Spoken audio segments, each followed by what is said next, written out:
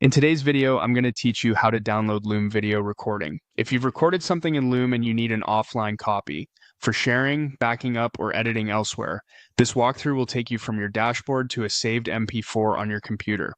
Make sure you're signed into the correct Loom workspace and that you have permission to download the video you want. Start by opening your web browser and heading to the Loom homepage. You'll land on your personalized dashboard, often labeled for you.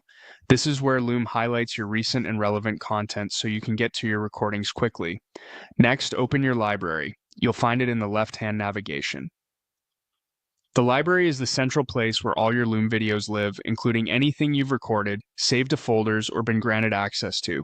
If you have a lot of content, take a second to use search or filters to narrow things down. That can save you from scrolling through long lists. Choose the video you want to download by clicking directly on its thumbnail or title. This opens the video's dedicated page with the player, timeline, and sharing options.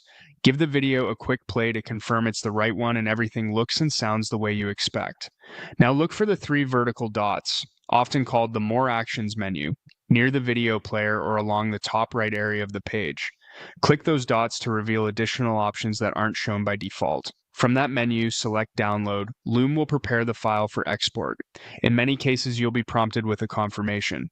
Click Download Video to start the transfer. Your browser will begin saving the file, typically as an MP4, into your default downloads folder unless you've set your browser to ask where to save each file. If you do get a location prompt, choose the folder you prefer and confirm. Once the download starts, you'll see it progress in your browser's downloads tray. When it finishes, open the file to verify playback, check audio, and ensure the resolution meets your needs.